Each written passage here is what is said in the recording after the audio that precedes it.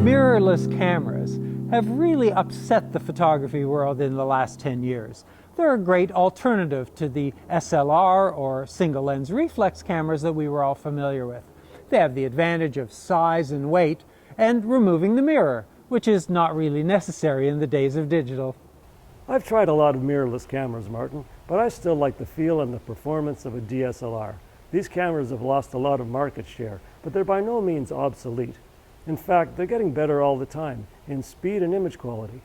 Well, Paul, let's have a look at these two cameras. I've got mirrorless, you've got DSLR, to see which is better. We'll compare apples to apples. Both these camera types are available with full-frame and APS-C size sensors. We've chosen two of the latter. Maarten has the Sony a6000 mirrorless camera, and I have the Nikon D5500 DSLR. Both these cameras are available for under $1,000 Canadian. But this video isn't about these two cameras. We'll try to keep our comments general. While both of these cameras have APS-C size sensors, the range of mirrorless cameras also includes 1" and micro four thirds sensors. They aren't directly comparable with DSLRs. Let's walk through some of the main issues with these two camera types. As Maarten mentioned, the first is size and weight. Well, as a rule, mirrorless cameras are much smaller and lighter than DSLRs. This makes it easier to carry them around for a day or to pack when you're going on a trip. That's true. The serious higher-end DSLRs are still considerably larger than the average mirrorless camera. However, in recent years, consumer DSLRs have gotten a lot smaller. This D5500 is only 5 centimeters wider than your a6000. But the a6000 is 60% of the weight comparing body to body to the D5500. But let's talk about the real difference between these two camera types, the mirror itself. The SLR was developed to deal with the problem of having a separate viewfinder that didn't reflect what the lens was seeing. By adding a mirror, you could reflect the scene up to the viewfinder, so you're looking right through the lens.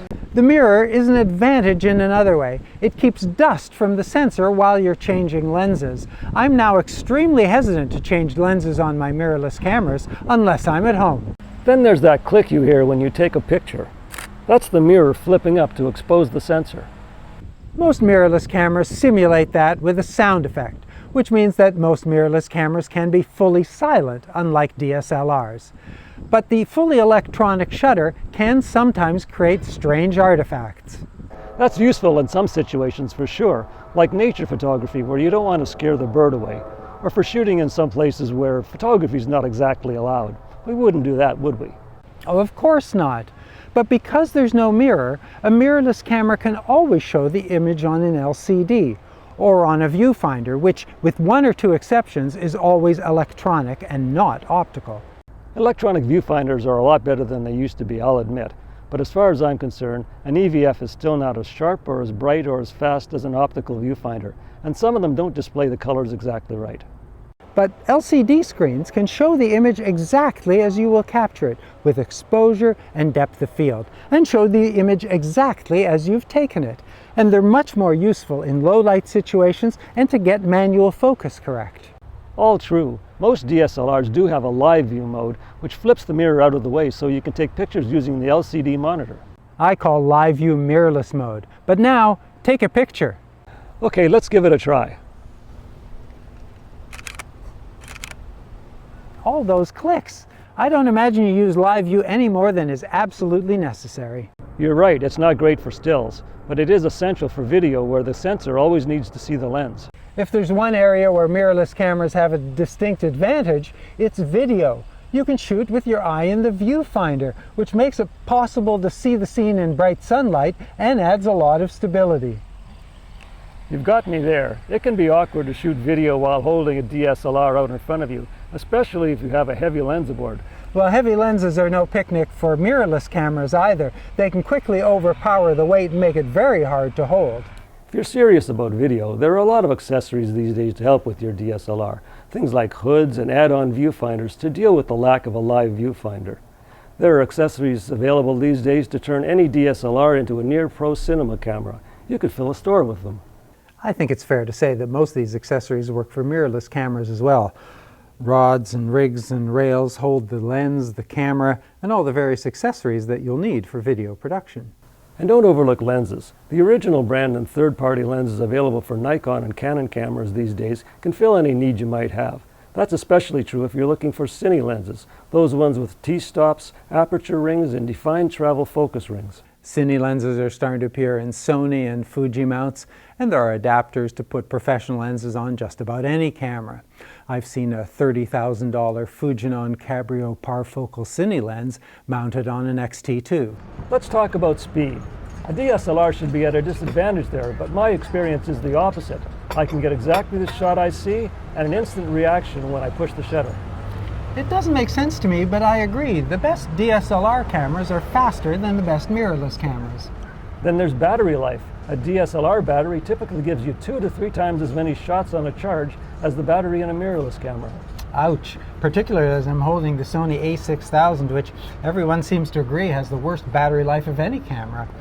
But it kind of makes sense because the mirrorless camera is always powering the screen, and because they're smaller, the batteries are smaller, so they don't have as much charge. Most DSLRs have battery grip options. Very few mirrorless cameras do.